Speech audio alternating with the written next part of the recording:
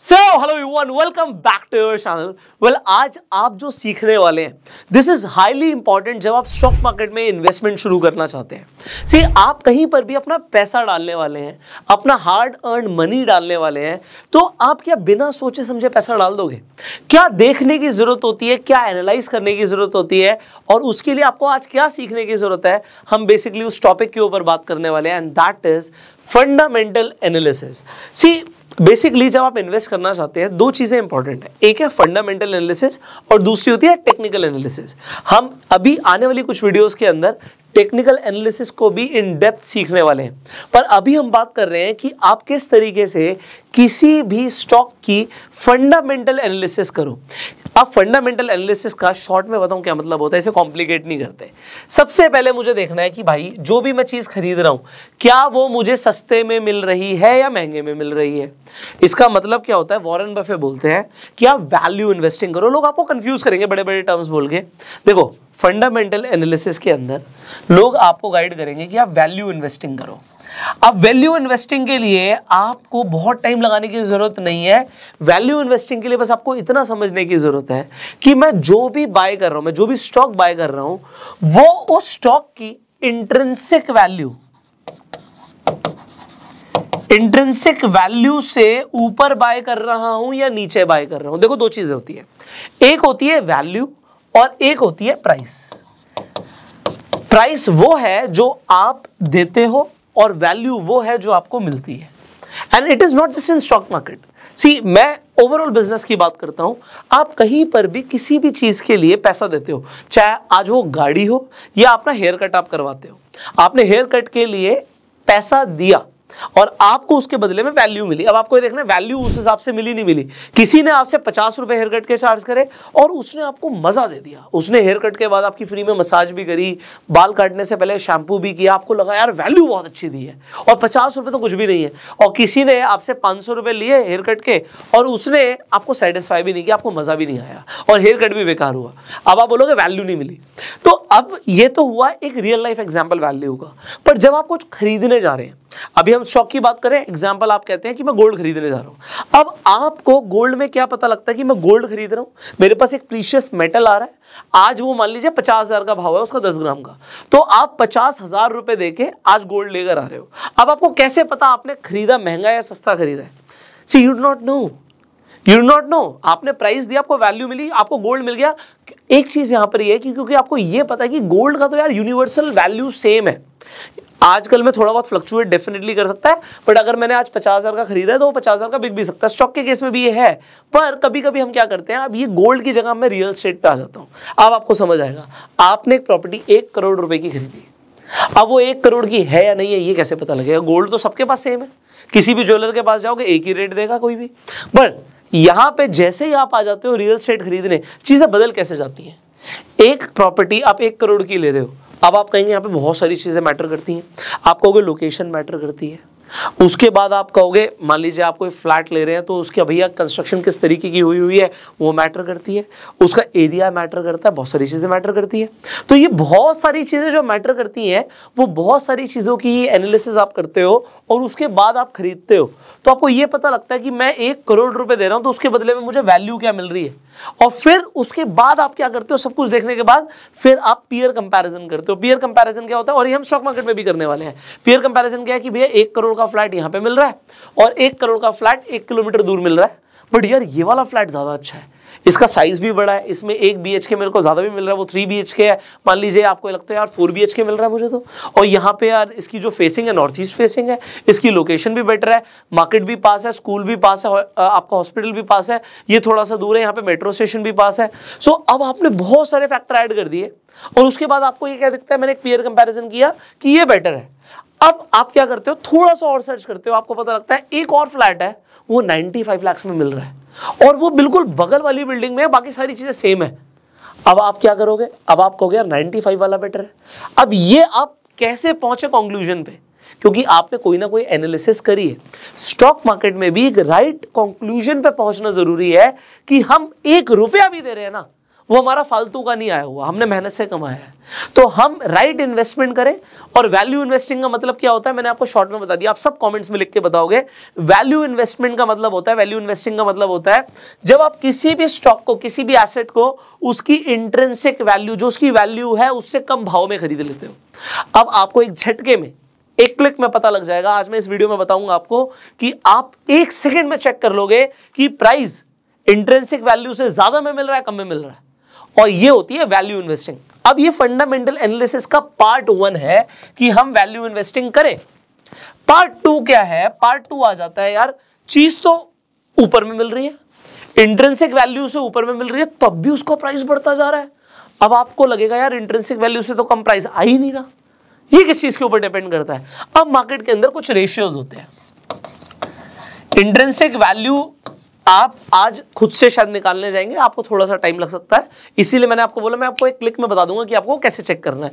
ये तो आपको पता लग ही जाएगा अब कि प्राइस जो है वो इंट्रिंसिक वैल्यू से ज्यादा पे है, कम पे है। कम पे है तो मेरे लिए सबसे पहला चेकलिस्ट है कि डन, मैं इसे खरीदना चाहूंगा। अब आ जाते हैं रेशियो एनालिसिस। अब रेशियोज कैसे बनते हैं? रेशियो देखो, मैं ना कुछ भी कॉम्प्लेक्स नहीं करूंगा। पहली बात तो मेरा कोई बैकग्राउंड है नहीं फाइनेंस से, और मैथमेटिक्स मुझे स्कूल में बहुत कम समझ आती थी, इसीलिए मैंने इंजीनियरिंग को ऑप्ट नहीं किया। ऑल्दो पढ़ाई करी, बट मुझे समझ आया यार ये नंबर्स मेरे दिमाग से ऊपर की चीज है। क्यों? क्योंकि मुझे सिंपल चीजें समझ आती है। सिंपल, कोई मेरे से सिंप्लिसिटी से बात करेगा ना, मुझे समझ आएगा। तो यहां पे सिंपल चीजें समझनी है। रेशियोज बोल के मैं आपको कंफ्यूज नहीं करना चाहता, मैं आपको बेसिक चीजें बताऊंगा। आपको 3 रेशियोज हाईली इंपॉर्टेंट है चेक करने। अब वो 3 रेशियोज क्या हैं? सबसे पहले पीई रेशियो। आपको पीई रेशियो को समझना है। ये पीई रेशियो लोगों को बहुत कॉम्प्लेक्स लगता है, मैं आपको इतना आसान बना दूंगा, इसको अभी समझा दूंगा क्या होता है। पी रेशियो का मतलब है प्राइस टू अर्निंग रेशियो, अब इसके ऊपर हम बात करेंगे। दूसरा रेशियो होता है PB ratio, price to book value. और एक तीसरा रेशियो आपको जो देखना है वो है डेट टू इक्विटी। ये 3 रेशियो इंपॉर्टेंट है, इसके अलावा बहुत सारे और रेशियोज हैं, बट एक बेसिक एनालिसिस के लिए ये तो मुझे चेक करना ही है। और एक रेशियो अगर मैं इसमें ऐड और कर दूं आपकी एक्यूरेसी बढ़ाने के लिए, तो वो होगा मेरे लिए करंट रेशियो। अब मैं आपको अभी समझा दूंगा, पहले आपको सिंपल लैंग्वेज में बताता हूं ये क्या होते हैं, उसके बाद मैं आपको डिटेल में भी समझा दूंगा। तो पी रेशियो का मतलब है प्राइस टू अर्निंग, मतलब जो आज मैं प्राइस दे रहा हूं उसके हिसाब से कंपनी कमा क्या रही है। हो सकता है वो प्राइस जो आज मैं पे कर रहा हूं वो इंट्रिंसिक वैल्यू से ज्यादा है, मतलब वैल्यू कम है बट प्राइस ज्यादा है, बट कंपनी कुछ ऐसा कर रही है कि उसकी अर्निंग बढ़ती जा रही है, और या फिर आने वाले टाइम में उसकी अर्निंग बढ़ने वाली है, क्योंकि share market is all about future. I am telling you, लोग कभी भी करंट मार्केट सिचुएशन को देख के इन्वेस्ट नहीं करते। फॉर एग्जांपल, आपको लगता है कि गूगल दुनिया की सबसे बड़ी कंपनी बनने वाली है। अब अगर आपको ऐसा लगता है, मार्केट को ऐसा लगता है, तो मार्केट क्या करेगा? मार्केट ज्यादा पीई देगा। ज्यादा पीई क्या देगा? मतलब प्राइस उसका ज्यादा हो जाएगा, क्योंकि एक्सपेक्टेशंस है कि अर्निंग बहुत ज्यादा हो सकती है। अब देखो, पी का मतलब है प्राइस अपॉन अर्निंग। मैं यहां पे लिख देता हूं, फिर इसे हटा दूंगा क्योंकि बहुत कुछ और भी लिखना बाकी है। तो आज अर्निंग कम है और प्राइस ज्यादा है। एग्जांपल के लिए आपको अर्निंग के लिए अर्निंग पर शेयर निकालना पड़ेगा, बट मैं इसे शॉर्ट में बता रहा हूं। मान लीजिए एक शेयर पे कंपनी कमा 10 रही है और उसका प्राइस 100 है, तो पी आ जाएगा 10 का, ठीक है। बट अगर प्राइस हो गया 1000, अब मार्केट ज्यादा पी देता है, कई शेयर्स को देता है, आप टेस्ला को देख लो, अडानी को देख लो, तो ज्यादा पीई देता है मार्केट, क्योंकि लगता है फ्यूचर में अर्निंग बढ़ सकती है। तो आज आपको देखिएगा यार पीई तो हो गया 100 का, बट अगर कल को अर्निंग बढ़ गई, अर्निंग ही 100 की हो गई, तो कल को ये 100 की जगह 10 का रह जाएगा पीई। तो प्राइस आज मार्केट ज्यादा दे सकती है किसी भी स्टॉक को, so this is price to earning. But अब होता क्या है, अगर आपको दिख रहा है प्राइस आपको दिख रहा है 100 का है और अर्निंग पर शेयर है आपका 100 का, पी आ रहा है 10 का, तो इसका मतलब क्या हुआ? शॉर्ट में यार आप कहोगे बिल्कुल देसी लैंग्वेज में बताओ। देसी लैंग्वेज में मतलब यह है कि अगर आप किसी भी कंपनी को पैसा दे रहे हो, अगर आप किसी भी शेयर को खरीद रहे हो, मतलब आप कंपनी को पैसा दे रहे हो और उसका पी 10 का है, तो आप 1 रुपया कमाने के लिए 10 रुपए दे रहे हो। इसका मतलब ये होता है आज आप 1 रुपया कमाने के लिए 10 रुपए दे रहे हो सकता है आपको लगे यार कल को बहुत ज्यादा फायदा हो सकता है आपका, क्योंकि कंपनी की अर्निंग अगर बढ़ गई तो पी और कम हो जाएगा, हो सकता है कंपनी का पी 5 का रह जाए। बट अगर आज आपको दिखता है पीई है 100 का, तो आप देसी लैंग्वेज में मतलब क्या हुआ इसका मतलब यह हुआ कि यार आप 1 रुपया कमाने के लिए 100 रुपए दे रहे हो, इसका मतलब यह हुआ। तो पी जितना कम होगा उतना अच्छा है। ऐसे ही होता है PB ratio, price to book value. अब एक तो हुई कंपनी की अर्निंग बहुत अच्छी है। देखो हर बिजनेस का फोकस क्या होता है, अर्निंग, बट एक होती है बुक वैल्यू। कंपनी के पास है क्या, उसकी वैल्यू क्या, उसके पास है क्या। आज अगर कंपनी को बेचना भी पड़ जाए तो उस टाइम पे आपको क्या मिलने वाला है, तो मैं आपको बता रहा हूं, पीबी रेशियो भी जितना कम होता है उतना अच्छा होता है। इसका मतलब यह है कि अगर उसकी बुक वैल्यू, एग्जांपल के लिए बुक वैल्यू पर शेयर 100 आ रही है और प्राइस भी 100 का है, तो आपका पीबी रेशियो 1 का आ जाएगा। 1 का पीबी रेशियो, 2 का पीबी रेशियो अच्छा माना जाता है। जितना ज्यादा होगा, थोड़ा सा आप कह सकते हो कि जो मार्केट है वो ज्यादा पीबी रेशियो दे रहा है, प्राइस ज्यादा हो चुका है बट बुक वैल्यू नहीं है इतनी। ऐसी कई कंपनीज हो सकती है, इंडस्ट्री टू इंडस्ट्री डिपेंड करता है। ऐसी कई कंपनीज हो सकती है जिनकी बुक वैल्यू बहुत ज्यादा ना हो। आईटी कंपनीज के साथ ऐसा होता है, बुक वैल्यू ज्यादा नहीं बट प्राइस ज्यादा है, तो उसके अंदर और भी फैक्टर्स आ जाते हैं। तीसरा होता है डेट टू इक्विटी। अब डेट का मतलब आप सबको पता होगा, लोन, उधार। अब देखो ऐसा है, लोग कहते हैं डेट टू इक्विटी, इसे समझो, डेट टू इक्विटी मतलब कि डेट ऊपर और इक्विटी नीचे। अब कंपनी दो तरीके से पैसा उठाती है, एक होती है तो वो लोन लेके उठा ले या वो शेयर्स बेच के उठा ले। अरे शेयर्स बेच के भी उसने पैसा उठाया हुआ है। Debt to equity is not always bad. क्यों? क्योंकि अगर मुझे मार्केट से पैसा चाहिए एक्सपेंशन के लिए, आज मेरे पास 2 फैक्ट्री थी, मुझे लगानी है 5 फैक्ट्री, और मुझे पता है 5 फैक्ट्री लगा के ना बहुत बढ़िया काम हो सकता है किसी नई चीज में। मान लो आप कहते हो ईवी के अंदर कोई कंपनी आज 2 फैक्ट्रीज है, उसके बैटरी बना रही है, कल को उसे 5 फैक्ट्री लगानी है। अब पैसा तो है नहीं, तो उसके पास 2 इलाज है, या तो शेयर्स बेच के पैसा आ जाए या फिर लोन लिया जाए। क्या लेना सही है? आप कहोगे ये तो डिपेंड करता है, बट ये डिपेंड ये करता है कि हमेशा डेट सस्ता मिलता है, लोन हमेशा चीप होता है, इक्विटी देना महंगा होता है। स्टार्टिंग में आजकल देख लो आप, स्टार्टअप कल्चर चल रहा है, हर किसी को इक्विटी के बदले में पैसा मिल जाए, फंडिंग मिल जाए। बेसिकली स्टार्टिंग के अंदर लोन मिलेगा नहीं और इक्विटी के बदले में पैसा दे रहे हैं। तो क्या हुआ, आज आप देखिए जिन कंपनीज को बहुत ज्यादा भरोसा होता है ना अपने ऊपर, वो अपनी इक्विटीज जल्दी देती नहीं है। उन्हें पता है यार हम बढ़िया कर रहे हैं। एग्जाम्पल ज़ीरोधा, आप लोगों ने हो सकता है ज़ीरोधा पे अपना डीमैट अकाउंट खुलवाया हो, तो ज़ीरोधा ने इक्विटी दी नहीं। अगर जरूरत होगी एक्सपेंशन की तो लोन ले लेंगे। तो ये मैं आपको क्यों समझा रहा हूं, लोग कहते हैं डेट टू इक्विटी रेशियो कम होना चाहिए, मैं भी यही बोल रहा हूं कि कम होना चाहिए। कंपनी ने पहले इक्विटी देके पैसा लिया हुआ है, फिर वो और अगर लोन लेती जा रही है तो वो थोड़ा सा गलत है। बट डेट लेना भी गलत नहीं है अगर डेट की रीपेइंग कैपेसिटी है। तो अगर डेट की रीपेइंग कैपेसिटी है कंपनी के पास तो लोन लेना गलत नहीं, क्योंकि लोन सस्ता पड़ेगा। अगर आपने, एग्जांपल के लिए मैं ज़ीरोधा की बात कर रहा था, अगर आपने ज़ीरोधा पे अभी तक डीमैट अकाउंट नहीं खुलवाया तो लिंक डिस्क्रिप्शन कमेंट बॉक्स में है, आप आज ही जाके अपना डीमैट अकाउंट खुलवा सकते हैं। अगर आपको शेयर मार्केट में इन्वेस्ट करना है या फिर आपको ट्रेड करना है तो आपको एक डीमैट कम ट्रेडिंग अकाउंट चाहिए होता है। So Zerodha is a market leader, you can open your account. अब यहाँ पर हम डेट टू इक्विटी रेशियो की बात कर रहे थे, इसी पे आ जाते हैं। अब अगर किसी कंपनी का डेट टू इक्विटी रेशियो आपको दिखता है 2 का है या 10 का है या 20 का है, तो इससे क्या पता लगता है? सिंपल लैंग्वेज में बात करेंगे, इससे ये पता लगता है कि कंपनी ने 2 गुना लोन लिया हुआ है जितना उसने इक्विटी से पैसा उठाया हुआ है, तो लोन से डबल पैसा उठाया हुआ है। 10 है तो 10 गुना पैसा उठाया हुआ है। इक्विटी के कंपैरिजन में पैसा दोनों से उठाया हुआ है, पैसा दोनों से उठाया हुआ है, बट इक्विटी के कंपैरिजन में लोन ज्यादा लिया हुआ है कंपनी ने।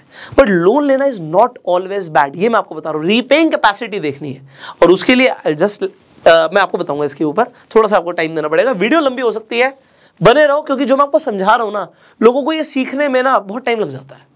आप 50 वीडियो देखोगे ना तब जाके आपको ये सिंपल चीजें हैं लोगों ने कॉम्प्लेक्स बनाई हुई है। लोगों को लगता है शेयर मार्केट इन्वेस्टमेंट बहुत ज्यादा कॉम्प्लेक्स है यार। कोई मतलब बहुत पढ़ा लिखा इंसान होगा जिसने चार्टर्ड अकाउंटेंट किया हुआ है, MBA किया हुआ है, फाइनेंस के अंदर है, सिर्फ वही इस चीजों को समझ सकता है। यही तो मिथ तोड़ना है। मैं आपको यही बताना चाहता हूं कि मेरा खुद का बैकग्राउंड फाइनेंस से नहीं है, पर मैंने चीजों को जिस तरीके से खुद समझा ना, एक सिंपल लैंग्वेज में हर किसी को समझ आ सकता है, मेरा मानना है। इसीलिए मैं आपके लिए वीडियोस बना रहा हूं, आपको अच्छी लगे तो शेयर भी करना। सो डेट टू इक्विटी रेशियो कम होना चाहिए, ये हमारा आइडियल पॉइंट है। बट हम एक चेक और ऊपर लगाएंगे इसके ऊपर कि डेट कंपनी ने लिया हुआ है बट उसकी रीपेइंग कैपेसिटी क्या है, उसके लिए क्या करना है, I just tell you. Finally current ratio. अब एक करंट रेशियो क्या है? वेल अकाउंट्स में जो लोग हैं उन्हें सब पता ही है करंट रेशियो क्या होता है, जिन्हें नहीं पता मैं बता देता हूं। Current assets upon current liabilities. आज का करंट हम बात कर रहे हैं, टोटल बात नहीं कर रहे, मतलब आज क्या, अभी हम करंट सिचुएशन की बात कर रहे हैं। करंट एसेट मतलब जिससे तुरंत पैसा आ सकता है, या करंट लायबिलिटीज मतलब जो पैसा तुरंत देना कंपनी को। तो assets, current assets upon current liabilities, ये फॉर्मूला होता है हमारा करंट रेशियो का। तो इसका मतलब क्या हुआ, अगर कंपनी के पास मान लो 20 करोड़ के एसेट्स हैं और कंपनी की 10 करोड़ की लायबिलिटी है, तो करंट रेशियो हमारा क्या आ जाएगा, 2 का आ जाएगा। 2 का रेशियो ठीक है, क्यों ठीक है, क्योंकि लायबिलिटी कम है, एसेट ज्यादा है। तो अब करंट रेशियो भी जितना ज्यादा उतना बढ़िया। अब यहां पे पी रेशियो जितना हमारे लिए कम उतना बढ़िया, पीवी रेशियो जितना कम उतना बढ़िया, डेट टू इक्विटी रेशियो ऐसा बोलते हैं आइडियली कि कम हो तो ज्यादा बढ़िया है, तो ये भी मैं लिख देता हूं, बट मैंने आपको बताया इसके ऊपर एक और चेक है कि रीपेइंग कैपेसिटी क्या है, और फाइनली करंट रेशियो जितना ज्यादा उतना बढ़िया। तो ये 4 रेशियोज आपको समझना जरूरी है और इससे आपकी एक बेसिक रेशियो एनालिसिस हो गई। बट अभी भी फंडामेंटल एनालिसिस कंप्लीट नहीं हुआ, क्यों, अभी हमने ये देखा हम सस्ते में खरीद रहे नहीं खरीद रहे, फिर कुछ रेशियोज देख के हमें समझ आया, अर्निंग समझ आ रही है, बुक वैल्यू समझ आ रही है, डेट समझ आ रहा है और कंपनी के एसेट्स अपॉन लायबिलिटीज समझ आ रही है। तो आपने काफी हद तक समझ लिया, बट अभी भी कुछ रहता है। अब क्या रहता है उसकी भी बात कर लेते हैं। तीसरी चीज आपको फंडामेंटल एनालिसिस में जो समझना है वो है कंपनी की बैलेंस शीट को पढ़ना। अब आप कहोगे सर ये क्या कह रहे हो, बैलेंस शीट को पढ़ना तो बहुत ही मुश्किल है, ये तो समझ ही नहीं आएगा हमें। मैं कह रहा हूं आप ही को समझ आएगा, अभी आप ही बताओगे मुझे। हमें बेसिक चीजें समझनी है। देखो हर बिजनेस का मेन फोकस क्या होता है, वो होता है प्रॉफिट जनरेट करना। तो देखो 2 चीजें होती है, लोगों ने कॉम्प्लेक्स टर्म्स लिए और टॉप लाइन बॉटम लाइन, लोगों को नहीं समझ आता क्या है। अरे 2 चीजें यार, माल जो बिक रहा है उसे सेल्स कहते हैं या रेवेन्यू आना कहते हैं, ये होती है टॉप लाइन, और जो बच रहा है सब कुछ के बाद वो होता है कंपनी का प्रॉफिट, इसे बॉटम लाइन कहते हैं। हमें क्या देखना है, कंपनी की सेल ईयर ऑन ईयर लगातार बढ़ रही है नहीं बढ़ रही, हमें ये देखना है, और कंपनी का प्रॉफिट ईयर ऑन ईयर लगातार बढ़ रहा है नहीं बढ़ रहा, नंबर 1। नंबर 2 हमें देखना है, अभी हमने एसेट्स अपॉन लायबिलिटीज की बात करी थी, पहले हमने current assets upon current liabilities की बात करी थी, अब हम बात करेंगे कंपनी के टोटल एसेट्स। टोटल एसेट्स और टोटल लायबिलिटीज जो कंपनी की हैं वो ईयर ऑन ईयर उसमें क्या चेंज आ रहा है। एसेट हर साल बढ़ने चाहिए, लायबिलिटीज हर साल कम होनी चाहिए। अगर ऐसा हो रहा है तो कंपनी बढ़िया कर रही है, सिंपल। तीसरी चीज, हर कंपनी के पास कैश होना चाहिए। अगर मैं कोई बिजनेस कर रहा हूं तो मेरे पास कैश है नहीं है, तो ये इंपॉर्टेंट हो जाता है, खासकर बड़ी कंपनीज के लिए। लिस्टेड कंपनीज हैं, पैसा उठाया हुआ है गया कहां, कहीं तो होगा ना, या तो एसेट्स में होगा, कंपनी ने अपने बिजनेस में पैसा लगा रखा है तो उससे एसेट्स क्रिएट किए हुए हैं, एसेट्स में होगा पैसा, या फिर कंपनी में कैश भी तो होगा, कंपनी कितने कैश के साथ बैठी हुई है, बहुत इंपॉर्टेंट होता है। तो मुझे तीसरा कैश फ्लो चेक करना है कंपनी का, cash flow year on year कैसा चल रहा है। अब देखो अगर कंपनी लगातार सेल बढ़ा रही है, प्रॉफिट बढ़ा रही है, एसेट्स बढ़ रहे हैं, लायबिलिटीज कम हो रही हैं और कैश फ्लो बढ़ रहा है, बस इसे ही कहते हैं बैलेंस शीट चेक करना। आपको मुझसे सुन के लग रहा है मुश्किल चीजें, नहीं है, ये इजी है यार, कॉम्प्लेक्स है ही नहीं। अगर ये जितना इस स्क्रीन पर लिखा है इसके अलावा मैं कह रहा हूं ये कर लिया, 90% फंडामेंटल एनालिसिस आपने कर ली, इसके बाद जो बची हुई 10% है वो एक्सपर्ट्स को करने दो। एक्सपर्टीज आपको भी आ जाएगी, किसी भी फील्ड में 5 साल देने हैं और आपको भी एक्सपर्टीज आ जाएगी। अब यही काम आप 5 साल तक करते रहोगे, आप एक्सपर्ट बन जाओगे। बट मैं आपको एक बात बता रहा हूं, अगर आपने ये सब चेक कर लिया 90% टाइम आप गलत नहीं हो सकते, मैं आपको बता रहा हूं ये चीज। इसके साथ साथ हम डेफिनेटली टेक्निकल्स को ऐड करेंगे। कुछ लोग क्या करते हैं, फंडामेंटल एनालिसिस सिर्फ फंडामेंटल्स देखते हैं, कुछ लोग सिर्फ टेक्निकल्स देखते हैं। मैं कहता हूं जब दोनों अगर हम सीख सकते हैं तो दोनों को समझ के इन्वेस्ट करेंगे। आपको क्या लगता है, अगर टेक्निकल एनालिस्ट कहते हैं कि यार टेक्निकल एनालिसिस से बढ़िया कुछ है ही नहीं, कहते हैं ना भाई, कहते हैं प्राइस भगवान है। जब प्राइस भगवान है, वो प्राइस को देखते हैं, हम कहते हैं बिल्कुल हाथ जोड़ के जो आप कह रहे हो ठीक कह रहे हो भाई, हम सीख लेते हैं, हम समझ लेते हैं। और जो फंडामेंटल एनालिसिस कर रहे हैं वो कह रहे हैं यार फंडामेंटल्स देखो और सिर्फ इसे देख के इन्वेस्ट करो, आज क्या प्राइस पे हो रहा है फ्लक्चुएशन हमें नहीं देखना। मैं कहता हूं आप दोनों देखो, जब दोनों सीखने के लिए अवेलेबल है तो सीख लो ना भाई, और जब समझ आ जाएगी तो आप फंडामेंटल्स भी देखोगे और चार्ट भी देखोगे और राइट इन्वेस्टमेंट करोगे। Getting it? चलो अब ये हमने देखा, बट यार इसकी एनालिसिस करने के लिए क्या करें, इसके लिए आपको एक स्क्रीनर चाहिए होगा, बहुत सारे स्क्रीनर अवेलेबल हैं। सो मैं टिकर टेप यूज करता हूं, मैं अभी यहां पर खोलूंगा टिकर tape and I will show you exactly, जैसे मैंने बोला था 1 सेकंड में आपको इंट्रिंसिक वैल्यू पता लग जाएगा, या मेरे लिए स्क्रीनर ने पहले ही काम कर दिया। सो हमारे पास स्क्रीनर आ गया, यहाँ पे मैं टिकर टेप यूज कर रहा हूँ, आप भी चाहें तो यूज कर सकते हैं, लिंक डिस्क्रिप्शन कमेंट बॉक्स में है। सो अब स्क्रीनर्स हमारी हेल्प क्या करते हैं? एग्जाम्पल के लिए आप यहाँ पे टिकर टेप पे जाएंगे, स्क्रीनर पे आपको स्टॉक स्क्रीनर दिखेगा, आपने खोला हुआ है, मैंने यहाँ पे खोला हुआ ऑलरेडी। अभी इसे कैसे यूज करना है, इसके अंदर हमने रेशियो एनालिसिस भी करनी है, फिर बैलेंस शीट भी चेक करनी है, ये सब अभी हम करने वाले हैं। सो सबसे पहले मैं यहाँ पे एग्जाम्पल रिलायंस, सब रिलायंस का नाम सुनते हैं, अंबानी साहब का सब नाम सुनते हैं, तो एक बार अंबानी साहब की कंपनी को हम देख लेते हैं भाई, है ना। तो अब यहाँ पर मैंने बोला था 1 सेकंड में पता लग जाएगा कि इंट्रिंसिक वैल्यू से ऊपर है प्राइस है नीचे है। ये देखिए रिलायंस इंडस्ट्रीज का मैंने यहाँ पे आपके लिए टिकर टेप पे स्क्रीनर पे आके मैंने यहाँ पे खोल दिया, और यहाँ पे आपको चेकलिस्ट में, इन्वेस्टमेंट चेकलिस्ट में सबसे पहले दिखता है कि जो करंट प्राइस है वो इंट्रिंसिक वैल्यू से ज्यादा है। तो मेरे लिए कॉम्प्लेक्स चीज आसान हो गई, मुझे 1 सेकंड में पता लग गया यार जो प्राइस है ना वो वैल्यू से ज्यादा है। ओके, वैल्यू से ज्यादा है। मुझे और भी सारी चीजें दिख रही हैं, बहुत सारी चीजें हैं, बट जो बेसिक चीजें हैं हम स्टेप बाय स्टेप उन्हीं पे बात करेंगे। तो जो मेरा यहां पर एक पॉइंट था जो मुझे 1 सेकंड में चेक करना था, पहला चेकलिस्ट, जिस भी शेयर में मैं इन्वेस्ट कर रहा हूं मुझे चाहिए कि मैं इंट्रिंसिक वैल्यू से कम पे खरीद रहा हूं। अब मैं ये काम एक स्क्रीनर के थ्रू बहुत आसानी से कर सकता हूं। तो अब आप किसी भी स्टॉक में इंटरेस्टेड हो, अभी मैं आगे बढ़ूंगा किसी भी स्टॉक के लिए, आप कोई भी स्टॉक का नाम सर्च कर सकते हो। यहाँ पे एग्जाम्पल के लिए आप कहते हो जी मुझे इंटरेस्ट है ITC में, सो हम यहाँ पे ITC खोल देंगे। आज यहाँ पे आपको ITC दिख रहा है कि भैया इंट्रिंसिक वैल्यू से ज्यादा है। अभी ये 250 के नीचे जब ट्रेड कर रहा था तो यहाँ पे इंट्रिंसिक वैल्यू से कम में मिल रहा था। तो क्योंकि मैं रेगुलरली देखता रहता हूँ इसलिए आपको बता रहा हूँ। तो यहाँ पे आज आपको दिख रहा है कि इंट्रिंसिक वैल्यू से ज्यादा पे है। आप कब खरीद सकते हो इसे? यहाँ पे मेरा पहला चेकलिस्ट है यार, प्राइस इंट्रिंसिक वैल्यू से कम पे हो। तो मैंने ITC खरीदा हुआ है 200 से भी कम के भाव में, 200 से भी कम के भाव में मैंने ITC खरीदा हुआ, क्योंकि मेरी पहली चेकलिस्ट पे ये सबसे पहले, अभी मैं आगे की बात नहीं कर रहा और करूंगा सारी बातें, बट पहली चेकलिस्ट पे ओके था। अब क्योंकि मैंने इंट्रिंसिक वैल्यू से कम पे खरीदा हुआ है, पिछले 1 साल में देख सकते हो ITC का ग्राफ ऊपर गया है।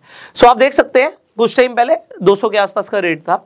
सो अब 200 से पहले अगर किसी ने खरीदा हुआ है तो उसे एक अच्छी रैली का फायदा मिला। अब ये चेक करना कि ये प्राइस, आपको कैसे पता लगेगा कि ये स्टॉक भागेगा, कैसे पता लगेगा? हम फंडामेंटल एनालिसिस करेंगे। अब फंडामेंटल एनालिसिस में नंबर 1 पॉइंट है कि प्राइस इंट्रिंसिक वैल्यू से कम हो।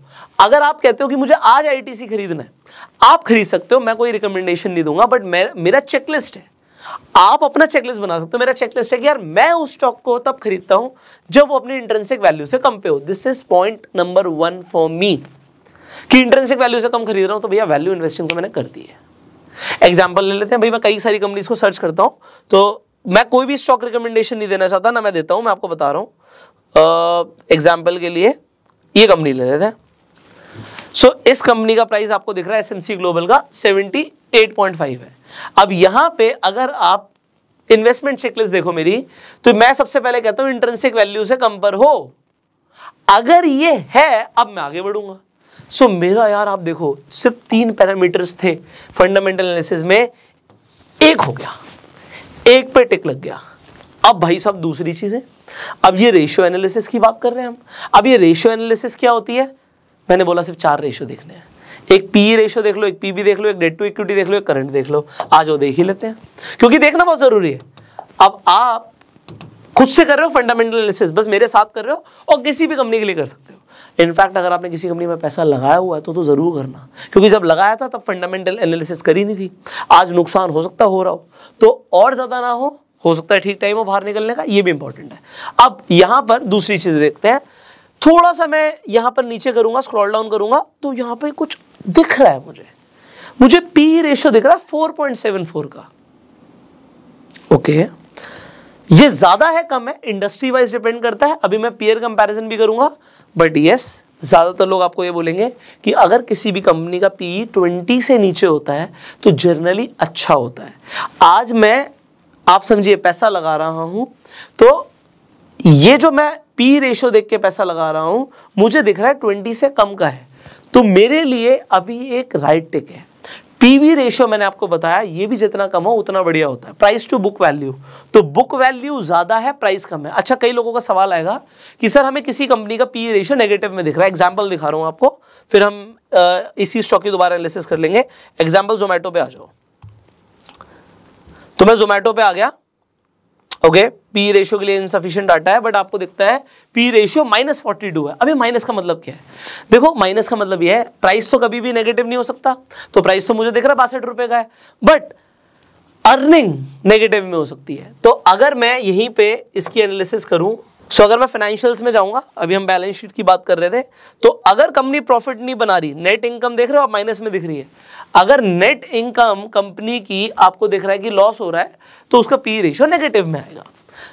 बट इंपॉर्टेंट क्या है, इंपॉर्टेंट चीजें समझानी जरूरी है। पी रेशियो नेगेटिव में हो सकता है, पीबी रेशियो नेगेटिव में नहीं हो सकता, तो बुक वैल्यू कुछ ना कुछ तो होगी। बुक वैल्यू 3 की है, अब ये ज्यादा है कम है आप बताएंगे। वैसे आपको समझ आ रहा है कि पीबी रेशियो के हिसाब से देखें तो 3 का बुक वैल्यू गलत नहीं है, ठीक है, ये गलत नहीं है। तो बुक वैल्यू है कंपनी के पास, प्राइस आज 3 गुना ज्यादा है उसकी बुक वैल्यू से, ये अलग बात है, तो वो मार्केट देता है। अब कुछ और समझ रहे हैं, यहाँ पे सेक्टर पी -165 का है, आप कोई बोले कि 42 का गलत है, सही है, सो अभी हमें काफी कुछ करना है। बेसिकली यार प्रॉफिट मेकिंग कंपनीज में पैसा लगाओ तो ज्यादा अच्छा रहता है। सो एक अभी हम एनालिसिस कर ही रहे थे आपके साथ, एक सेकेंड, ये कुछ और खोल लिया हमने, so just a second, okay. So मैं शेयर की बात कर रहा हूँ एग्जाम्पल के लिए। अब मुझे कैसे पता लगेगा, ये मैंने बोला 20 से कम होता है बढ़िया होता है, तो मैं यार एक पीयर पी देखना चाहता हूँ, उस सेक्टर का पी क्या है। यहाँ पे आपको सेक्टर का पी भी दिख रहा है 20 है, सॉरी पी दिख रहा है 20 है, 20 का पी सेक्टर का है। ये कंपनी अभी क्या बिजनेस में है, ये एक एडवांस फंडामेंटल एनालिसिस की बात होगी। जो मैंने बोला 10% चीजें रह गई हैं, वो 10% में क्या आता है ये भी मैं आपको बता देता हूँ। एक इंपॉर्टेंट ये आता है, मैं बता देता हूँ, वो आप लिख लो, नोट्स बना लो। सारा तो मुझे भी नहीं पता, मैं आपको क्लियर बोल सकता हूँ, मैं कोई एक्सपर्ट नहीं हूँ, बस जितनी चीजें मुझे समझ आती है मैं आपको वो बता सकता हूँ। आपको क्या देखना होता है, सबसे पहले उस कंपनी का बिजनेस क्या है, उस बिजनेस की एक्चुअल में मार्केट में नीड है भी नहीं है। फिर आपको उस बिजनेस का फ्यूचर पर्सपेक्टिव देखना होता है कि फ्यूचर में वो बिजनेस कैसा करेगा। एग्जांपल, आप कोल इंडिया लिमिटेड की बात करते हो, तो आज वो बिजनेस क्या कर रही है, पब्लिक सेक्टर की कंपनी है, आपको समझ आ रहा है, तो गवर्नमेंट की कंपनी कोल इंडिया की बात कर रहे हैं हम, आज उनका बिजनेस कोल के ऊपर डिपेंड करता है, बट आने वाले टाइम में लोग रिन्यूएबल एनर्जीज के ऊपर ज्यादा जा रहे हैं, तो एक अभी उसकी भी एनालिसिस मैं करने वाला हूं। तो मुझे फ्यूचर भी देखना है। अगर आप फ्यूचर ओरिएंटेड की बात करोगे, अडानी ग्रीन का शेयर भाग रहा है क्योंकि लोगों को दिख रहा है फ्यूचर है, टेस्ला का शेयर भाग रहा है क्योंकि लोगों को लगता है फ्यूचर है। तो बिजनेस क्या है, उसकी जरूरत कितनी है, भाई गाड़ी बनाती है टेस्ला, गाड़ी तो मारुति भी बनाती है, बट टेस्ला बहुत ज्यादा हाइप्ड क्यों है, क्योंकि फ्यूचर आपको देखना जरूरी होता है। ये कुछ चीजें आपको देखनी है। दूसरा, वो कंपनी जो भी कर रही है उसकी उस बिजनेस के अंदर मोनोपोली है या नहीं है। अगर कोई भी कंपनी बिजनेस कर रही है उसकी मोनोपोली है, एग्जाम्पल IRCTC की बात करो, दूसरा कौन है भाई मार्केट में। अगर हम ट्रेन की बात कर रहे हैं, रेल की बात कर रहे हैं, तो इस बिजनेस के अंदर इंडिया के अंदर IRCTC और कोई है ही नहीं, तो ये मोनोपोली बिजनेसेस हो जाते हैं, ठीक है। तो मोनोपोली बिजनेसेस को डेफिनेटली एडवांटेज मिलती है। तीसरी चीज क्या देखनी होती है, कॉम्पिटिटर्स। भाई ऐसा ना हो कि कंपनी का जो कॉम्पिटिटर हो ना वो इतना तगड़ा हो, इतना तगड़ा हो, देखो जिसकी मोनोपोली है वो तो सबसे ही तगड़ा है, बट अगर आप कोई ऐसे बिजनेस में उसमें कॉम्पिटिटर्स हैं और सामने वाली कंपनी इतनी तगड़ी है कि यार इसे टिकने नहीं देगी। एक एग्जांपल देता हूं, ये कैसे आप देखोगे, एक कंपनी का आपको यहाँ पे मार्केट कैप देखना होता है और दूसरा आपको क्या देखना होता है, सेल्स रेवेन्यू क्या आ रहा है। एक कंपनी का सेल्स और कैश फ्लो, ये दो चीजें बहुत इंपॉर्टेंट है। आपको दिख रहा है एक कंपनी का सेल्स आ रही है 200 करोड़ रुपए की, और एक कंपनी जिसमें आप पैसा लगा रहे हो उसका 20 करोड़ है। अब बाकी सारी चीजें तो इंपॉर्टेंट है ही, जो पहले भी बताया वो भी इंपॉर्टेंट है। और एग्जांपल के लिए इस कंपनी के पास 1000 करोड़ का कैश पड़ा हुआ है और उसके बाद 15 करोड़ का कैश पड़ा हुआ है। तो होता क्या है, जिस कंपनी के पास सेल ज्यादा आ रही है उसके पास नेटवर्क ज्यादा होता है, उसके कनेक्शन ज्यादा होते हैं इंडिया के अंदर। वैसे अब इसे आप समझ लेना खुद ही, पॉलिटिकल सपोर्ट नाम की भी एक चीज होती है। तो जिस बिजनेस के साथ अगर थोड़ा सा ऐसा हो गया तो शेयर्स भागते हैं, ठीक है। ये आगे की एनालिसिस है। आपको देखना है जो बिजनेस चल रहा है उसे कौन सी पार्टी के साथ थोड़ा सा कनेक्शन है, तो आप समझ रहे होंगे ऐसे ग्रुप ऑफ शेयर्स भी है जो बहुत तेजी से भाग रहे हैं, बट इसे हम सब इनडायरेक्टली रख सकते हैं, डायरेक्टली हम बात नहीं कर सकते। But yes, political support it is not just in India, all over world. तो अगर कोई भी बिजनेस ऐसा है जिसे कहीं ना कहीं थोड़ा सा भी पॉलिटिकल सपोर्ट है, उस शेयर के भागने की प्रोबेबिलिटी बहुत ज्यादा बढ़ जाती है। और फिर एक कंपनी का 15 करोड़ अकाउंट में पड़ा हुआ है, एक के पास 1000 करोड़ अकाउंट में पड़ा हुआ है, तो अगर वो बिजनेस करने निकलेंगे तो 1000 करोड़ वाला ना 15 करोड़ वाले को कुचल देगा, खत्म कर देगा। तो ये भी देखना जरूरी होता है। बट क्योंकि आप बिगनर हो सकता है ज़्यादातर लोग बिगनर हो, तो आप बस इतना देख लो, ये इंपॉर्टेंट है। क्योंकि अगर आप इस तरीके से इन्वेस्टमेंट करोगे, आप 10 में से 8 बार अच्छी कंपनीज ही चूज करने वाले हो, ठीक है। सो दिस इज इंपॉर्टेंट। मैं अगेन, मुझे फर्क नहीं पड़ता यार मेरी वीडियो लेंदी बनती है, हो सकता है बहुत लिमिटेड लोग इन वीडियोस को देखें, पर मुझे इस चीज से बहुत फर्क पड़ता है, जो लिमिटेड लोग इन वीडियोस को देख रहे हैं ना, उनको वैल्यू मिलनी चाहिए। उनको ऐसा ना लगे यार हम एक वीडियो देखने भी आए थे और टाइम वेस्ट हो गया। उनको ये होना चाहिए यार चाहे 1 घंटे की वीडियो थी पुष्कर की, बट हमें सीखने को मिला। कई सारी वीडियोस हो सकती हैं ऐसी कि जिसमें आप गए और आपको लगे यार मैंने इतना टाइम भी दिया और मजा नहीं आया। तो मेरी वीडियो कोई एंटरटेनमेंट के लिए नहीं है, मैं कोई कॉमेडी नहीं कर रहा यहाँ पे, क्योंकि जो मैं आपको सिखा रहा हूँ ना, आपका पैसा पहले तो बचेगा और फिर बनेगा भी, और बचाना ज्यादा जरूरी है मेरे लिए। वॉरेन बफेट का पहला रूल है प्रोटेक्ट योर कैपिटल। तो अब यहाँ पर मैं जो एनालिसिस कर रहा था मैं उसे कंटिन्यू करता हूँ।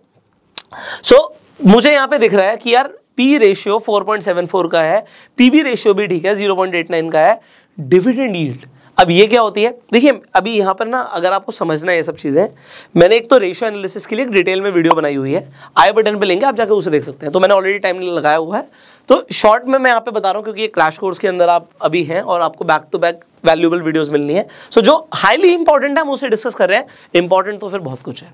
तो डिविडेंड यील्ड का सिंपल सी मतलब है कि कंपनी डिविडेंड कितना दे रही है। तो अब कुछ लोग बोलेंगे डिविडेंड ज़्यादा अच्छा होता है, डिपेंड करता है आप किस तरीके के पर्सन हो। देखो कंपनी ना 2 तरीके से यहाँ पर आपको, एक तो या तो डिविडेंड देगी, अगर वो डिविडेंड नहीं दे रही, एग्जांपल गूगल डिविडेंड नहीं देता, तो अगर गूगल डिविडेंड नहीं देता तो वो पैसे को रखता है क्योंकि उसे लगता है लोगों को पहले ही पता होता कि उनको हम पैसा दे रहे हैं वापस, उसके बाद भी वो कहीं ना कहीं इन्वेस्ट करेंगे। तो अगर उन्हें इन्वेस्टमेंट आता तो हमें क्यों पैसे देते, उन्होंने हमें दे दिया तो हम ही खुद ही इन्वेस्ट करके कंपनी को बड़ा कर देंगे। तो या तो कंपनी अपने पास ही पैसे रखती है कंपनी को बड़ा करने के लिए, उससे कंपनी का शेयर प्राइस बढ़ जाता है।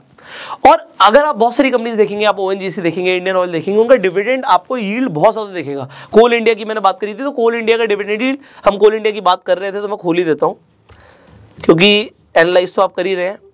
ये देखिए हमने कोल इंडिया की बात करी, अब ये वो 10% वाला पॉइंट यहाँ पे इंपॉर्टेंट है, इंट्रिंसिक वैल्यू से कम पर है भाई। पीई 8.33 का है, इंडस्ट्री पीई 13 का है, कम है।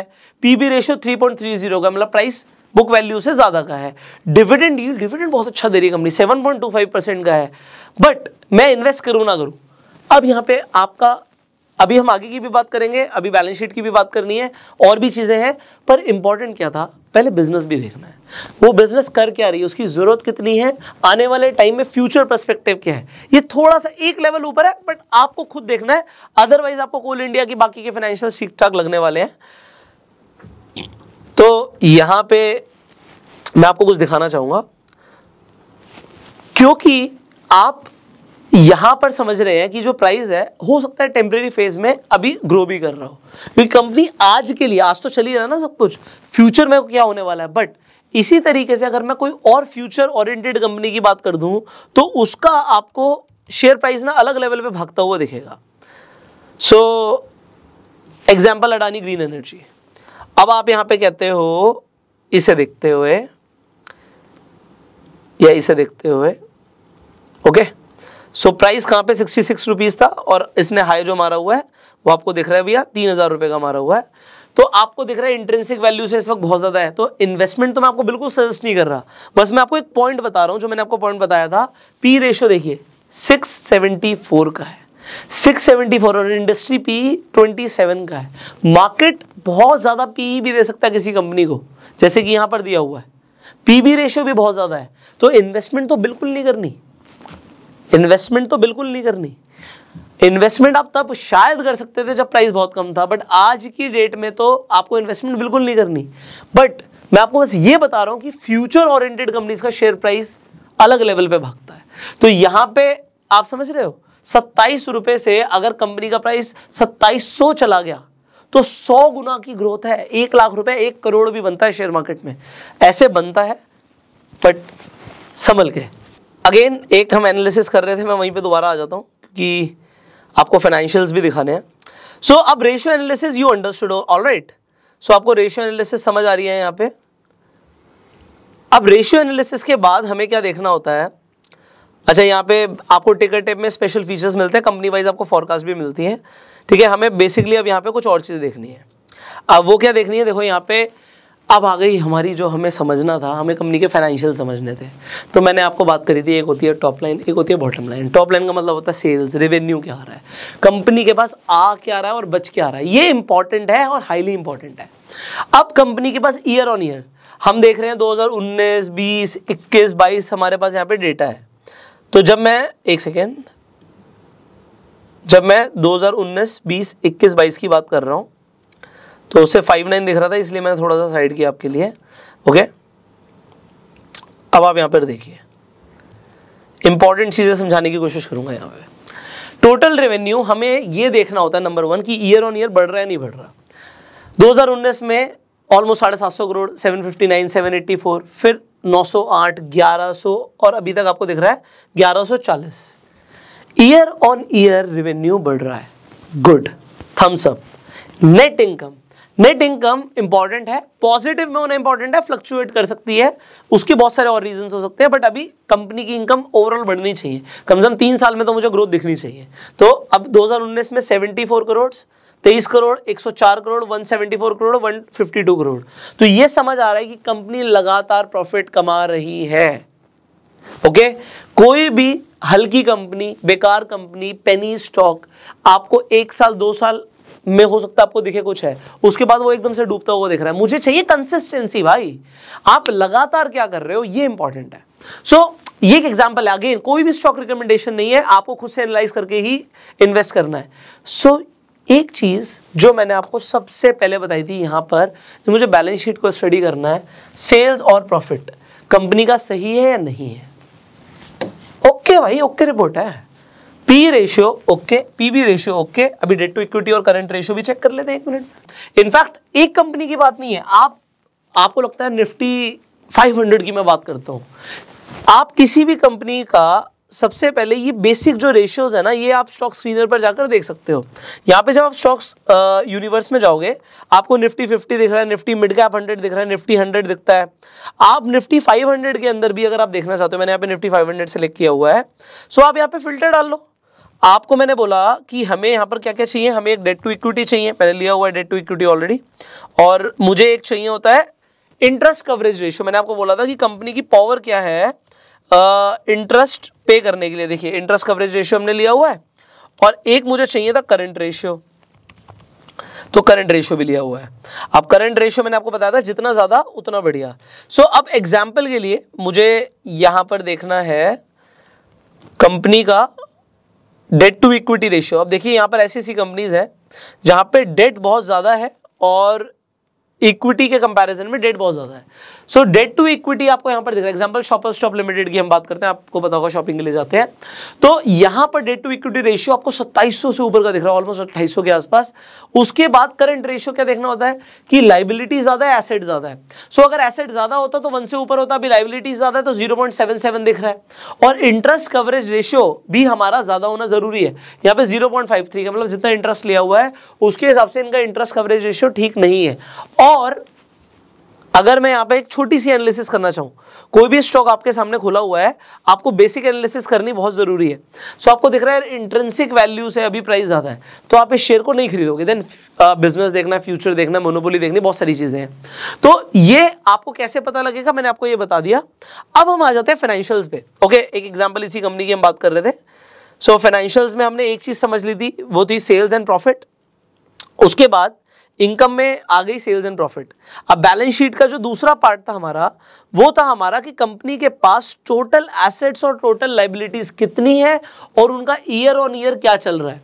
सो अगर मैं एसेट्स की बात करूं तो यहां पे हम टोटल एसेट्स देख रहे हैं, हम ये एसएमसी के एग्जांपल के लिए बात कर रहे हैं। सो टोटल एसेट्स आपको दिख रहा है 2350 करोड़, 1800 करोड़, 2300 करोड़ और almost 2900 crore. So year on year ठीक है, मुझे ग्रोथ दिख रही है, कुछ ड्रास्टिकली कम नहीं है, बट लायबिलिटीज बढ़ रही है, कम हो रही है।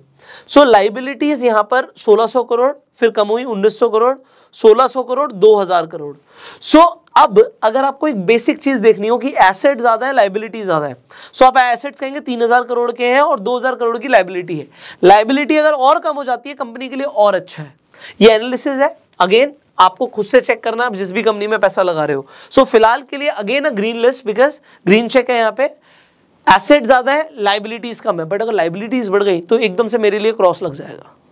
ठीक है, तो मुझे ऑल द टाइम चेक करना होता है। आप जिस भी कंपनी में इन्वेस्ट कर रहे हो, शेयर का प्राइस आपका ऊपर जा रहा है, आप कुछ नहीं चेक करोगे, आपको चेक तब करना है जब आपको ये देखना है कि कम हो रहा है, क्या हो रहा है। अगर कम हो रहा है तो एक और इंपॉर्टेंट चीज आ जाती है जो कि होती है प्रमोटर की प्लेजिंग क्या है। अब ये प्लेजिंग क्या चीज आ गई? प्लेजिंग का मतलब होता है, देखो जो प्रमोटर्स होते हैं, मतलब प्रमोटर का मतलब क्या होता है, देखो कंफ्यूजिंग टर्म्स हैं ये सब। अब हम क्या करते हैं, हम जब कोई बिजनेस शुरू करते हैं तो हम अकेले होते हैं। किसी ने कोई मिठाई की दुकान खोली तो वो खुद चला रहा है ना, यहाँ पे टेक्निकल टर्म में उसे प्रमोटर बोल देते हैं। मतलब जिन्होंने कंपनी शुरू करी है वो प्रमोटर्स हैं, उनके पास इक्विटी होती है, उनको होल्डिंग्स होती है शेयर्स की। अगर वो चाहे तो अपने शेयर्स एकदम से बेच भी सकते हैं या उसके बदले में पैसा उठा सकते हैं। अच्छा, कोई शेयर के बदले में पैसा कब उठाएगा? जब उसे मार्केट से पैसा नहीं मिल रहा। सो ज्यादा प्रमोटर की जो शेयर्स हैं उनकी प्लेजिंग होना अच्छा नहीं होता।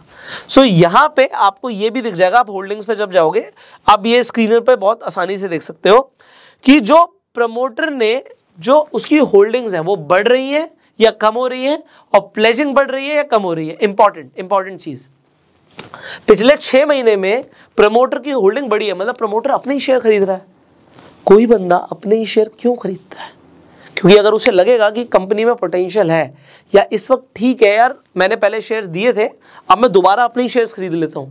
ये बहुत इंपॉर्टेंट चीज है, एडवांस हो रहा है अब ये फंडामेंटल एनालिसिस का एक लेवल ऊपर का वर्जन है, but yes it is important to learn. और अगर प्लेजिंग बढ़ रही होती तो तुरंत रेड फ्लैग आ जाता मेरी तरफ से, बट प्लेजिंग कम हो रही है, प्रमोटर की होल्डिंग्स जो है, जो प्लेज्ड है वो इनसिग्निफिकेंट है लिखा हुआ है, दिस इज इंपॉर्टेंट। तो शेयर होल्डिंग पैटर्न को देखिए। पहली बात तो अभी इस कंपनी के अंदर, चलो एक और एडवांस लेवल पे जाते हैं। जैसे ही किसी भी कंपनी के अंदर म्यूचुअल फंड्स या फॉरेन इंस्टीट्यूशनल इन्वेस्टर्स एंटर करते हैं, उसका शेयर भागेगा, बहुत तेजी से भागेगा। क्यों भागेगा? क्योंकि जब कोई फॉरेन इंस्टीट्यूशन आके पैसा डालता है, जनरली वो बड़ा पैसा डालते हैं, म्यूचुअल फंड हाउस बड़ा पैसा डालते हैं, शेयर भागता है, और फिर दिखता है इस फॉरेन इंस्टीट्यूशन ने या म्यूचुअल फंड हाउस ने इस शेयर में पैसा लगाया हुआ है, तो और लोग भी पैसा लगाते हैं। अगर आप किसी कंपनी का, ये अगेन एग्जांपल आपको खुद से एनालाइज करना है, ठीक है, 4000 से ऊपर आपको कंपनीज दिखेंगी एनालाइज करने के लिए, खुद से एनालाइज करना है। अगर किसी शेयर के अंदर आज की डेट में म्यूचुअल फंड्स नहीं घुसे हुए या फॉरेन इंस्टीट्यूशन नहीं घुसे हुए और बाकी सब कुछ सही दिख रहा है, बाकी सब कुछ सही दिखना इंपॉर्टेंट है, अगर बाकी सब कुछ बेकार दिख रहा है फिर तो ये तो बिल्कुल ही बेकार है, फिर तो वो घुसेंगे ही नहीं। बट आप ये देखो, अगर सब कुछ सही दिख रहा है और आज वो नहीं घुसे, तो आपने उस कंपनी को कब पिक किया? जब सही समय था। अब एक चीज और देखनी होती है, जिसमें ऑलरेडी घुस जाए उसमें उनकी जो इन्वेस्टमेंट्स है बढ़ रही है नहीं बढ़ रही। फॉरेन इंस्टीट्यूशन इन्वेस्टर्स इसके अंदर सिर्फ 1% उनकी होल्डिंग है और वो लगातार अपनी होल्डिंग बढ़ा रहे हैं, कम नहीं कर रहे, which is very good. Next, promoter की होल्डिंग बढ़ रही है कम हो रही है? 62%, 62.35, 37, 62.95, 63.88 एंड देन 67.39। अभी आपको दिख रहा है कि ये कम नहीं हो रही, ग्रीन साइन होता है ये, और डोमेस्टिक इंस्टीट्यूशंस अभी नहीं घुसे हैं, म्यूचुअल फंड्स नहीं घुसे हैं, इंपॉर्टेंट है। ओके, सो ये भी हमने समझ लिया। आप डेफिनेटली पीयर कंपैरिजन जरूर कीजिए, वो कंपनी जो भी है, एग्जांपल इसके कॉम्पिटिटर्स कौन है, आईसीआईसी सिक्योरिटीज है, आईएफएल फाइनेंस है, एंजल वन है। So basically they are into stock broking. So P ratio बाकी कंपनीज का क्या है, इसका 4 का है, उसका 11 का है, 11 का 21 का। पीबी रेशियो सबसे कम किसका है? डिविडेंड यील्ड भी आप चेक कर सकते हो अगर आपको डिविडेंड में इंटरेस्ट है, एंड देन आपको ये भी देखना है कि उसका कंपैरिजन ऑफ प्राइस क्या चल रहा है। ठीक है, तो ये मैंने आपको एक बेसिक आज फंडामेंटल एनालिसिस करना सिखाया। अब आपने जो अभी एनालिसिस करी है, इसके अंदर एक चीज और रह गई थी, वो थी कैश फ्लो। सो अब हमें कैश फ्लो भी देखना है। देखो थोड़ा लंबा है यार, बट बियर विद मी, मैं चाहता हूं कि आपको समझ आए। सो अब इस कैश फ्लो में बहुत सारी चीजें यहाँ पे लिखी हुई हैं। नेट चेंज इन कैश है, आपको बेसिकली फ्री कैश फ्लो देखना होता है, कंपनी के पास फ्री कैश फ्लो कितना है। तो यहां पे 2018 से ही देख लेते हैं 1 मिनट के लिए। सो 2018 में फ्री कैश फ्लो कंपनी के पास कम था, -245 करोड़। 164 करोड़, फिर एकदम से आप देख सकते हो 800 करोड़ का फ्री कैश फ्लो है, फिर 400 करोड़ माइनस में दिख रहा है, फिर 129 दिख रहा है। बेसिकली जितना ज़्यादा हो उतना अच्छा होता है। तो आज हमें दिख रहा है कंपनी के पास 129 करोड़ रुपीस का कैश इन हैंड है, ये कैश फ्लो है कंपनी के पास। अगर कैश फ्लो ये लगातार नेगेटिव जाएगा, it is bad. So I would say it is neutral. तो मैं इसे कोई बहुत ज़्यादा ग्रीन चेकलिस्ट नहीं दूंगा, तो रेड भी नहीं दूंगा, बट इट इज़ न्यूट्रल। अगर ज़्यादा बढ़ेगा ये बहुत अच्छा है। सो अब यहाँ पे आपको बेसिक पैरामीटर समझ आ गए हैं। आई होप आपको एक बेसिक चीज़ समझ आ गई। अब आप किसी भी कंपनी में, आप स्टॉक यूनिवर्स पे आप जाके किसी भी कंपनी में सेम एनालिसिस कर सकते हो, whether it is Bharti Airtel और अडानी और कोटक, वट एवर यू से। सो अगेन अगर आप कहते हो जी मुझे एयरटेल में पैसा लगाना है, इंट्रिंसिक वैल्यू से आपको लग रहा है कि ज़्यादा है प्राइस अभी, तो आपके लिए पहली चेकलिस्ट क्या हो जाती है, नहीं नहीं यार अभी नहीं, तो कुछ और देखते हैं, क्योंकि पैसा तो लिमिटेड है ना। किसी के पास भी अनलिमिटेड कैपिटल नहीं है, चाहे वो आप हो चाहे मैं हूं। अगर आपको, अब ये इंपॉर्टेंट है, कहीं से भी टिप आती है ना कल को कि भाई मैं कह रहा हूं इन्वेस्ट कर दे, तो आप अपनी पहले फंडामेंटल एनालिसिस करेंगे फिर इन्वेस्ट करेंगे। बट अब एक और चीज़ है, आज आपने फंडामेंटल एनालिसिस सीख ली, मैं आपको जेन्युइनली बता रहा हूँ, आपको 90% फंडामेंटल एनालिसिस आ गई है। अगर आप मेरे साथ अभी तक बने हुए हैं, you have understood about 90% fundamental analysis in this video. अगर नहीं आई तो मुझे कमेंट करके बताना, फिर कुछ रह गया होगा तो वो भी आपके लिए बनाएंगे। बट अब इंपॉर्टेंट क्या है, इंपॉर्टेंट ये है फंडामेंटल एनालिसिस के साथ हम कंबाइन करने वाले हैं टेक्निकल्स को। आप और खतरनाक तरीके से आगे बढ़ने वाले हो। ये मैं क्यों बोल रहा हूँ, क्योंकि अगर आपने टेक्निकल्स को ऐड किया, आपकी एक्यूरेसी और बढ़ जाएगी और आपके प्रॉफिट्स और बढ़ेंगे, आपको रिटर्न्स और बेहतर आएंगे। अगर आपको सीखना है तो आप कमेंट करके ज़रूर बताइएगा। देखिए हम तो अपना टाइम दे रहे हैं, हमें आपसे सिर्फ एक ही चीज़ चाहिए कि अगर आपको इस वीडियो से वैल्यू मिल रही है, इसे शेयर ज़रूर करना। अगर आप शेयर करेंगे, मेरा पर्पस सॉल्व हो जाएगा इस वीडियो को बनाने का। So thank you so very much अपना प्यार देने के लिए। आपके जो भी सवाल है आप कमेंट्स में पूछिएगा। अगर आपके पास अभी तक डीमेट अकाउंट नहीं है, सो शेयर मार्केट में अगर आपको इन्वेस्ट करना है, ट्रेड करना है, आप ज़ीरोधा पे जाकर डीमेट अकाउंट खुलवा सकते हैं। लिंक डिस्क्रिप्शन कमेंट बॉक्स में है। Finally I will see you in the next video. Till that time you go self made.